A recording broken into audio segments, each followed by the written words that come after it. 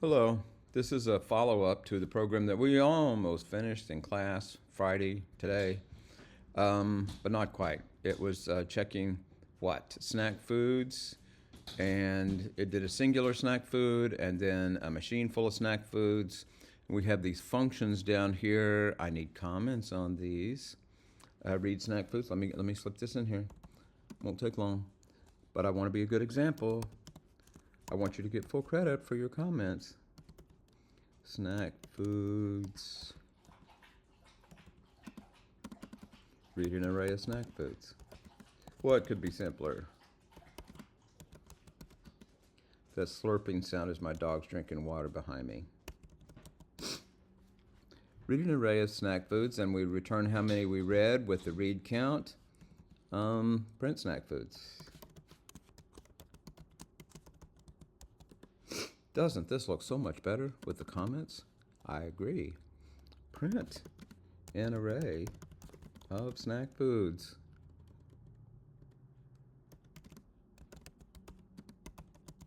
To the screen.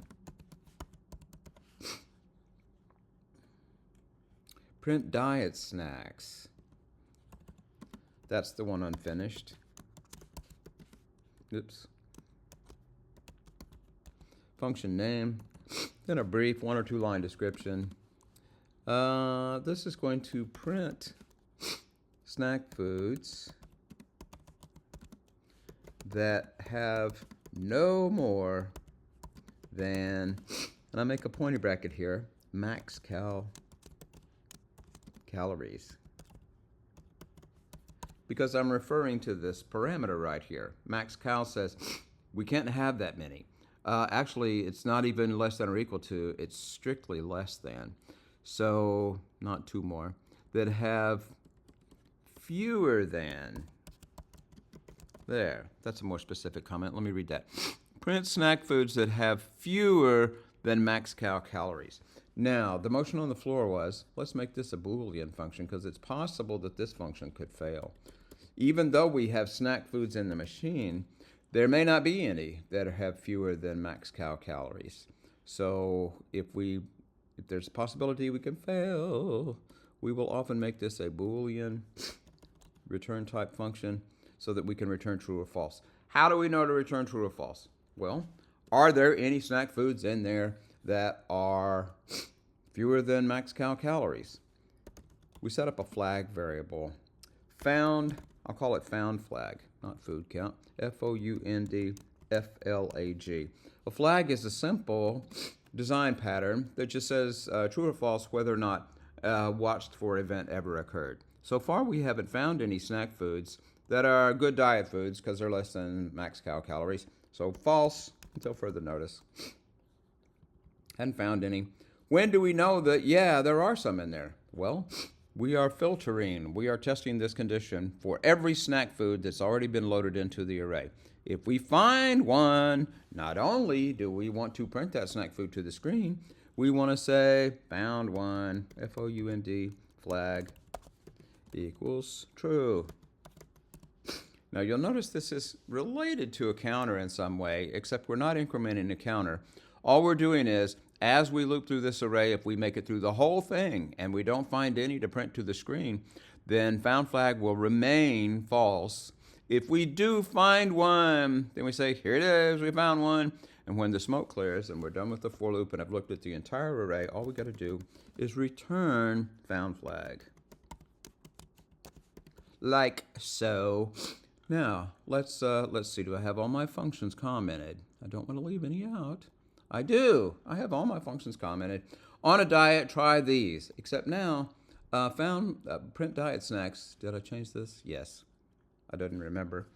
If that returns true, and we know now that we can just use that whole function call as a condition, which is equivalent to saying, if we call that function and it returns true, then, let's see, what do we do? We'll print out.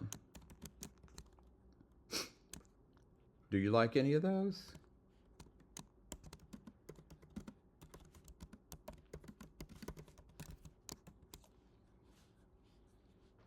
I don't know. I should have looked ahead. Else, if it returns false, that means that the flag was never changed from false in the function. And sorry, we have what? We have no low-calorie snacks. And let's feel their pain with a sad face. Okay. And let's run this through the machine. Now, I'm still on the Mac. I thought since I started it on here, I'd finish it on here, which means I've got to remember to do Command S to save it, and 'tis saved, I hope. And over here, I can make the window bigger now so we can see it a little better. I think I can.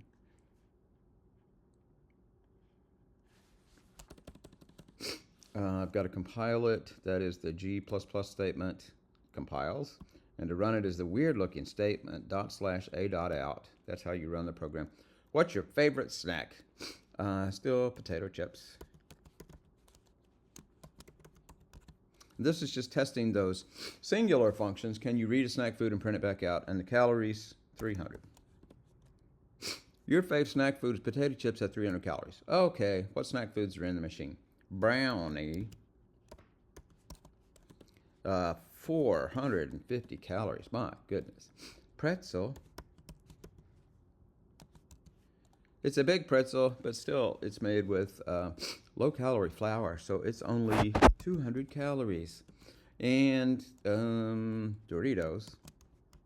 Got Doritos on the brain. I'm sure you can tell. Doritos. And they have 300 calories exactly. And Fritos. And they have, maybe the diet Fritos. I don't know if there is such a thing. Maybe they have 250 calories. And, let's see, one more mental note. We are not telling the user how to stop this crazy thing. We should be printing out the value of the Sentinel so they could see it and know to X to quit on the name. But I'm already in. Let's finish it. The name of a snack, cookie. Have I already done cookie? No. And a cookie is 600 calories. It's got lots of icing on it. X. Now, it's kind of crowded down here, but it doesn't look too bad. Here are the snack food options, and there's all the snack foods that were typed in for the machine. On a diet, try these. The pretzel has 200 calories. Fritos has 250 calories. And you'll notice there was a borderline here. Doritos had 300 calories, but we want for our diet strictly foods that are less than 300 calories. And fixing this jumble up mad rush to the finish down here, I can fix that by just putting an inline down there at the bottom before return 0. So that'll make it look a little better. Maybe a couple of inlines even. See out. Endo. Let's run it again. Now, there's a lot of different cases that could, well, are there really? There are some different cases that could occur. Command S to save it, and G++ it to compile it and link it and run it. We're not in an IDE. These are separate system programs here. Favorite snack, nothing with 0 calories. What's in the snack food machine? Doritos. And they've got 400 calories. And Fritos. And they have 350 calories.